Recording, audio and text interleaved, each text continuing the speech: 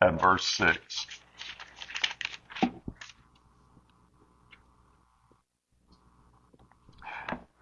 Are not 5 sparrows sold for 2 cents? Not one of them is forgotten by God. I want to talk about the beauty of the unseen in this lesson. We'll talk about Ephesians 4 in the next lesson. There are no headlines for the small acts of life. And that is what makes up most of our life, is just a series of small acts. And if you question that, I challenge you to sit down and keep a journal of your day for 2 or 3 days a week, however long you want to do it, and record how many times you made headlines, or how many times you went viral, to use a little more modern term.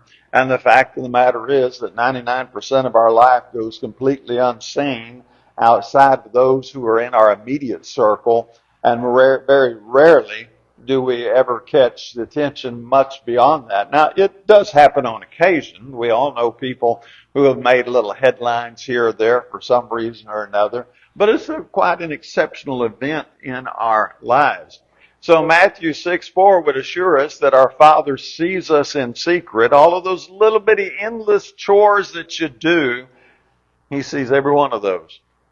And He says, I'll reward you openly. Now, when I think of all the little chores, I want you to just think of, let's use the mom example, and all the things she does from the time she gets up to the time she goes to bed, and all those little mundane, repetitive, endless chores that are going to go on. Actually, they're going to go on basically to the grave, but they help the household run. They help the children grow. They support a husband, and all of those things that are of no notoriety, and yet they're absolutely essential to the success of life.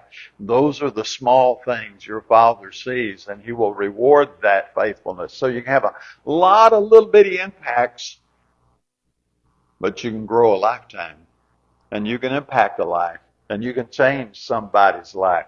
So I'm going to tell you, our success rests in small little acts. Now, if you get a chance to do one of those big ones, it's going to make headline news or catch the Pine Bluff Heat online or something like that, you're going to get a little notification for it. That's okay. That's all right.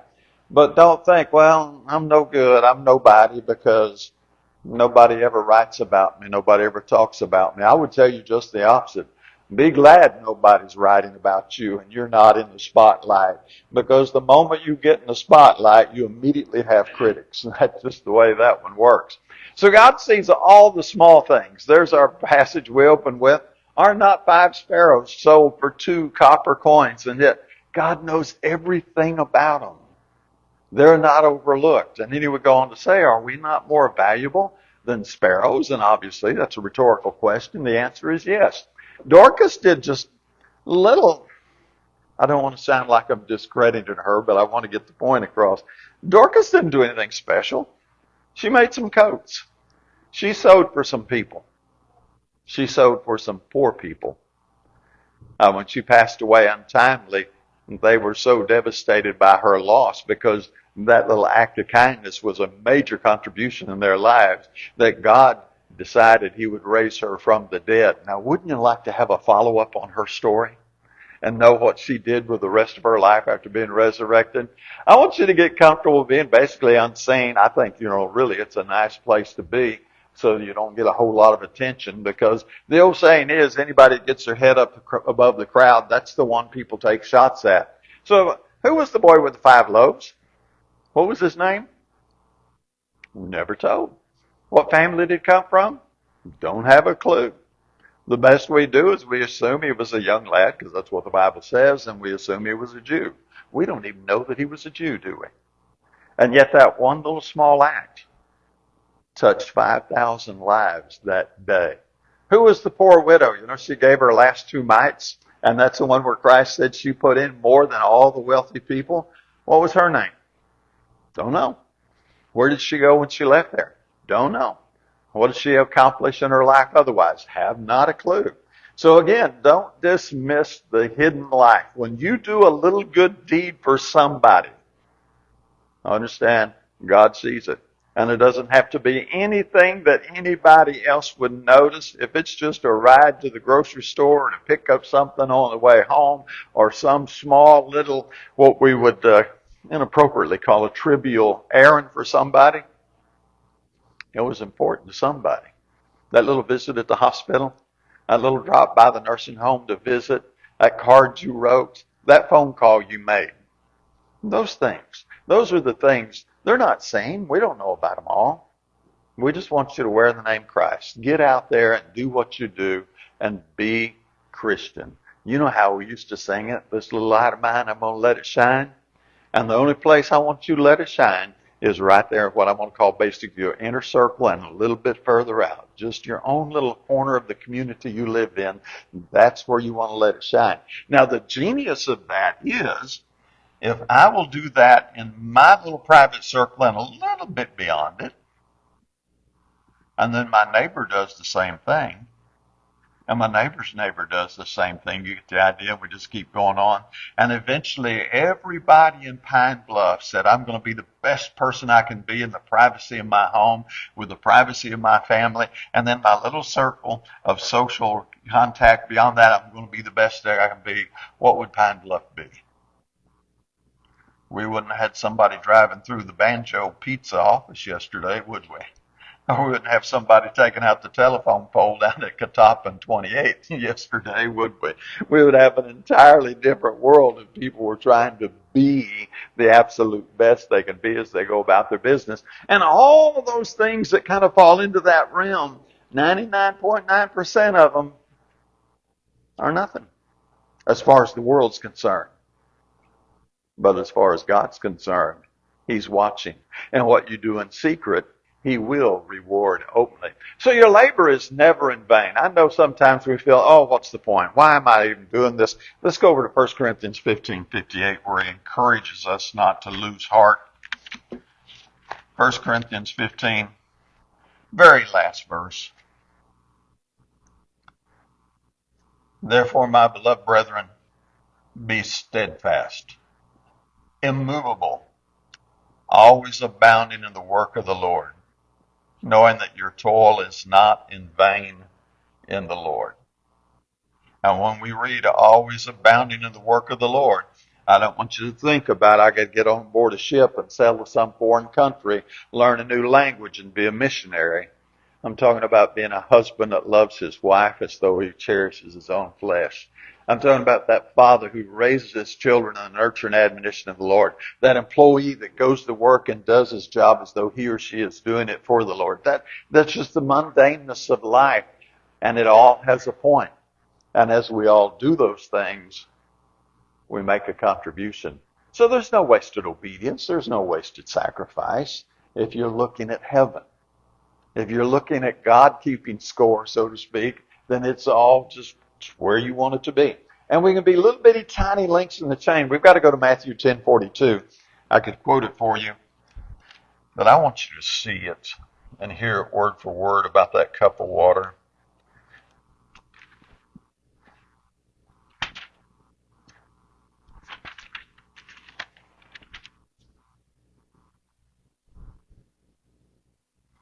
This is how small I want you to think. And this is biblical, isn't it? And whoever in the name of a disciple gives to one of these little ones even a cup of cold water to drink, truly I say to you, you shall not lose his reward. Are you getting the idea small now? I'll pick up socks. Why? Because I'm a clean freak, or because I understand my wife's not my maid? You understand? Small. Think small here. That's where I want you to go, because these are the little things where life really meets. These are the little places where the cogs come together, and those courtesies and those kindnesses and the manners and all of those things, they're the oil that keep those things running smooth. That thoughtfulness, those, I don't know how to put them into words. There's so many. So don't ease up for lack of understanding and not seeing it. Just keep going. Just keep going. And look, the smallest little thing here, this is going to sound a little selfish, but that's okay. If I nurture my wife as the Bible tells me to, and he says, cherish your wife, nurture her as you do your own flesh, what kind of a marriage am I going to have? Is she going to be meaner, angry all the time? She's just going to be so angry. He is just so good to me. I can't stand him. Is that how that's going to work out? And the same, as the woman does her part. Is that going to set the stage? Now, if we got two people setting the stage, and I'm just talking about things like, putting your wet towel in the hamper or rinsing out the sink after you brush your teeth or, don't leave your dirty dishes sitting all over the place for her to pick up, but you can at least dump them in the sink. It's not that hard to load the dishwasher, just those little bitty things. What kind of marriage you going to have? What kind of marriage you want? I want a marriage where when I walk home, I feel like I'm in a place of peace. I want to walk in and I don't want to see her roll her eyes and go, oh, he's home, huh? I want to walk in and at least see a smile of how he made it safe, and vice versa. So when I say it sounds a little selfish, all of these are links in that chain. They're all part of the puzzle. And it's not just that I'm laying up treasures in heaven, but I am because I'm doing what God told me to do. But I'm also setting the stage for the best experience I can have here on earth. And as I start there in the home and I spread that out a little bit further and a little bit further, and you can do this at the grocery store. If you have the regular person at the checkout stand who sees you and recognizes you and they realize this person's always friendly, they're going to be friendlier to you when you come through. You go to the same restaurant, you get the same waiter or waitress, you tip them nice. They're going to be nice to you. What are you doing? Well, number one, you're just being kind and you're letting your light shine, but also you're setting the stage so that your life's experience can be the best that it can be. Call it selfish if you want, but I want a good life experience. And if I can do that by following Scripture and doing what Scripture says, do good unto all men, especially those of the household of faith, then my labor is never in vain. And if you can connect the dots, my rewards start now, today, right here. Now let me make that a little small again. So some of us like to go to Murray's Dinner Playhouse. We make that 10 times a year because we get the season pass. That's a guaranteed date night, 10 times a year. Gentlemen, wise idea, good investment. Well, we have a regular waitress. We always request him. And the women are really good to him because he's cute, I guess. But you know what? My coffee cup never goes empty. And he knows our little party so well that he knows what we want to drink. And when he sees our name on the table, when we get to the table, the drinks are already there. Now, I'll be honest, we tip him nice. We treat him good. He treats us good. What did we do? We set the stage for a happy, enjoyable evening. That's what we want to do beyond Murray's, but just everywhere we go. It's never in vain. So if you start feeling invisible, and feeling invisible is part of the battle we face now, because if you get caught up in social media, one of the things you can get hooked on is you put your post up, those greatest chocolate chip cookies you ever made, or that crazy super-sized catfish that Jimmy caught the other day. That thing looked like it was 5 foot tall. Then the temptation, and I'm not saying this is wrong, you just don't want to get caught up in it. The temptation is to go back and go, how many people like that? Now, if you know how to chase down all your stats, you can see how many people looked at it. If you really know how to chase down your stats, and they're all there on Facebook, you can tell exactly how long people looked at it. And you get caught up in all of that and how much did now that's not good. Don't get caught up in all that. You go ahead and post your cute pictures on Facebook. That's a good use of Facebook. But if you feel invisible, that's part of the battle. There's 8 billion of us on planet Earth. That's a lot of competition. I don't want to compete with that many people. I like an audience of one. And if you hadn't connected the dots already, my audience of one is who? She's sitting right there. Right? That's a whole lot more doable than an audience of 8 billion. So really, set your mind on heaven. and be looking way down the road to that well done, thou good and faithful servant. That's really it. Because I don't care what you get between here and the tombstone. If you don't get the well done, thou good and faithful servant at the end, then well, it was just wasted. Your hidden service. It's some of the best. Luke 5:16 told us that Jesus would often slip away just to go pray. Just find your prayer times. And he would get up early in the morning. Deliberately seek some of the unseen times. Go looking for little kind deeds that you can do that nobody's really going to know about. Oh, a couple of people may know about it. Obviously, the person you do it for is going to know about it. But this isn't, put it on Facebook and put it on Instagram and put it on TikTok and everything else. This is just something you're going to go do. And if it comes up later on in a conversation, then that's fine. We're not saying that's wrong.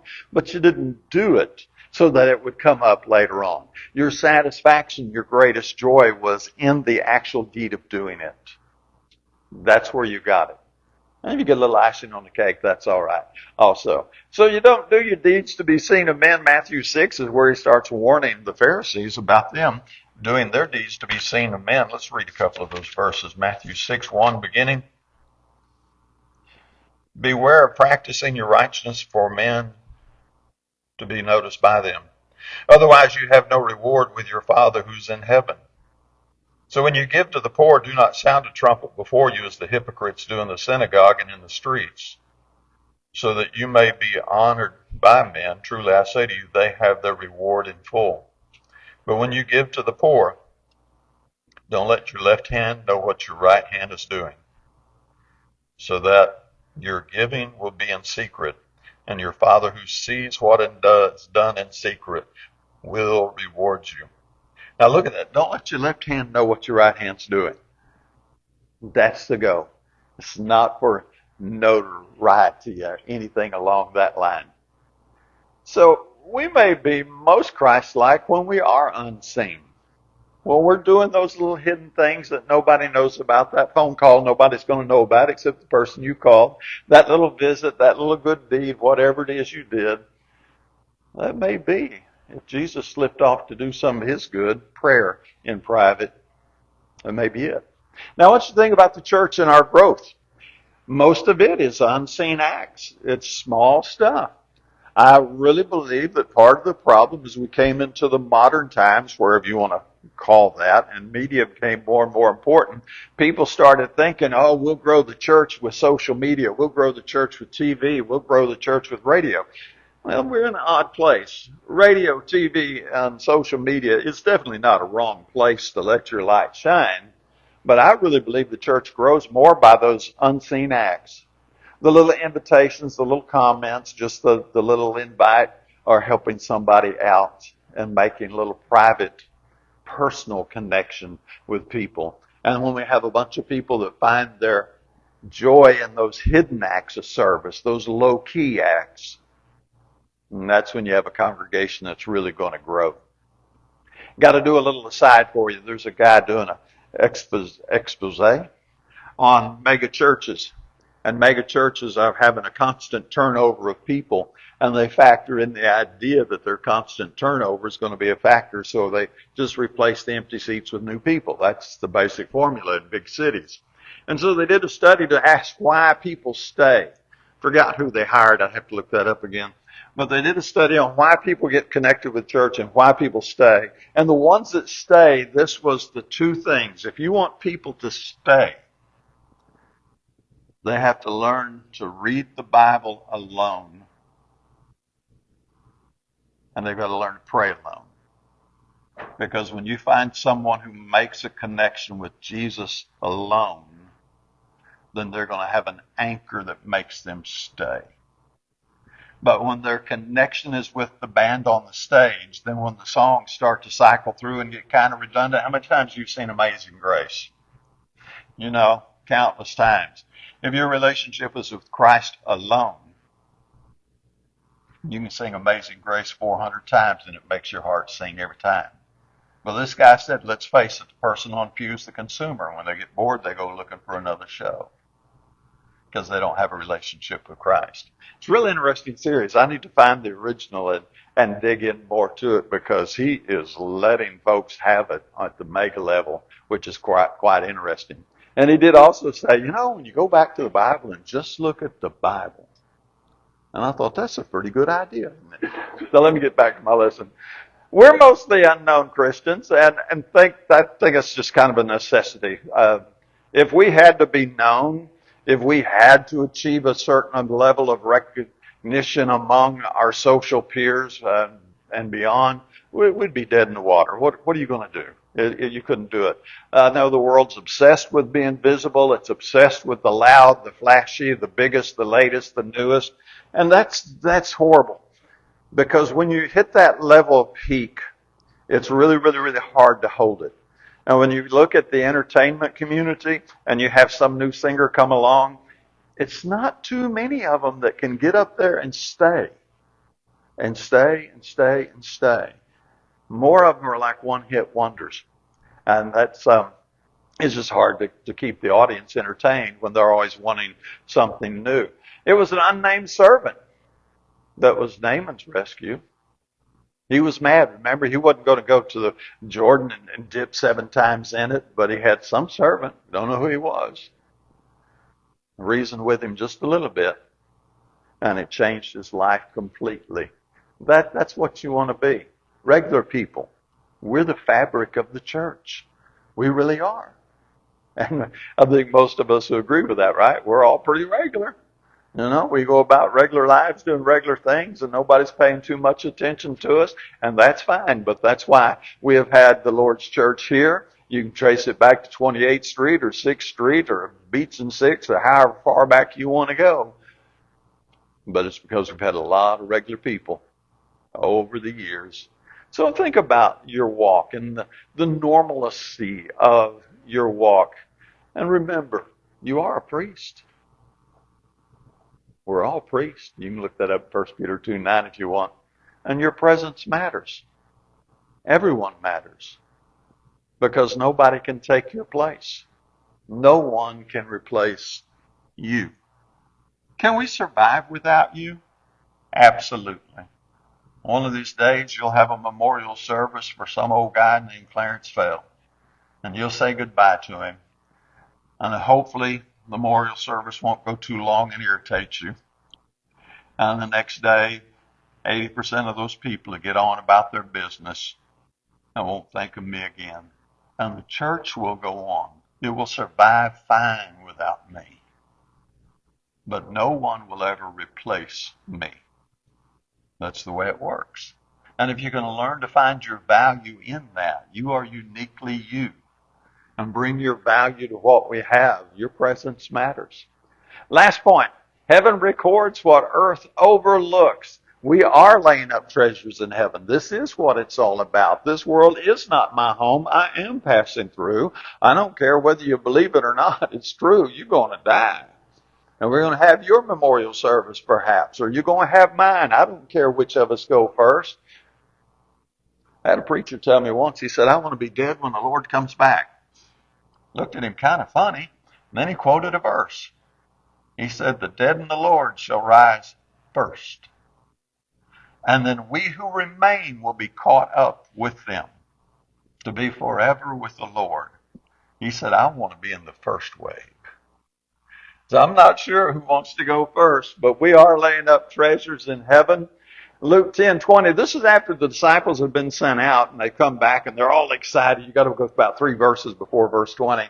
And they say, even the demons are subject to us in your name. And as Christ talks to them, he says, no, don't rejoice in that. Rejoice that your names are written in the book of life. That's the one thing that counts. So the cards you wrote, or the phone call you made, or nowadays, a lot of times it's the Facebook post or wherever you're hooking up on it, social. All of those little things, they matter. It may just be your own private growth. You choose the Bible over TV time. Now let me be clear.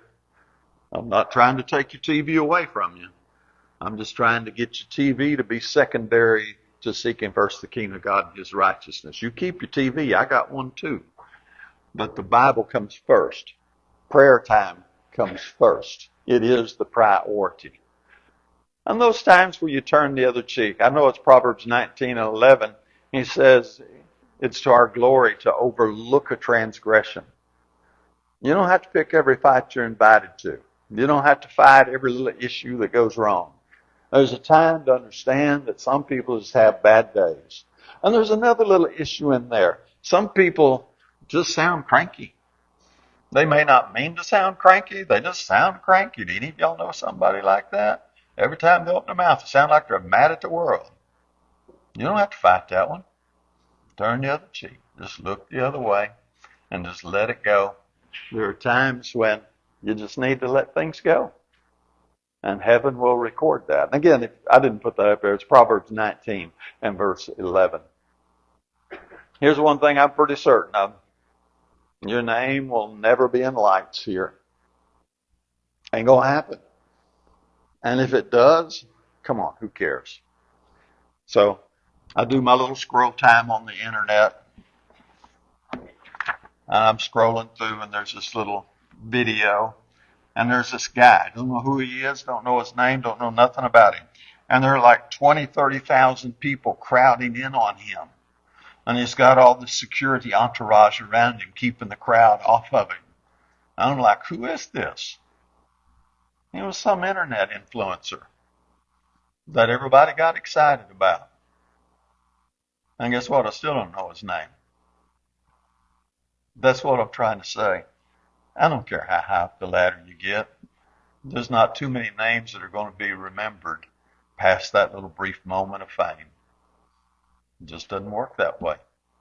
Presidents, the young people today couldn't name you the presidents. They don't care who the presidents were. I don't think they're wrong for that. I'm just saying what happened. I thought that was the most powerful seat on the planet. So, it's over. Actors, they won the Oscar. Who won the last Oscar? I don't have a clue. Sports, they're the hero today. They're broke and bankrupt tomorrow. Don't worry about your name being in the lights. Live a quiet life. We want there to be people in heaven because of us and the nice little things we did. Matthew 25:34, that's where he says, I was thirsty and you gave me drink. I was hungry and you gave me food. To that passage, and they said, well, when did we ever see you thirsty or naked or in prison? He said, inasmuch as you did it unto one of the least of these, my brethren. Now we're back to little bitty small details all over again. Cup of cold water in his name given. Will the hope in some heart renew? Remember that song? Colossians 3:23-24, that's one I use all the time. Whatever you do it as though you're doing it for the Lord. That's what we're going to do. In Revelation 2:10, we're going to be faithful unto death. And if you can understand how to line that up, then you're going to be victorious, because you do not have to have visibility to be valuable. We've had 6,000 years of people living lives in right connection with God, and none of them had visibility at a level we think about visibility today. Not at all. But they're at home in heaven with God. And that's the part that counts. So the kingdom of God is advanced by people who are present in their homes, humble in their service, and steady in their love. That's the message I want to leave with you. And simply ask, are you? Are you humble in your service? Present in your home with your little inner circle? You're really there. And you're letting your light shine. If you are, stay the course. If it's not, we can help you. Let us do so while we stand and sing.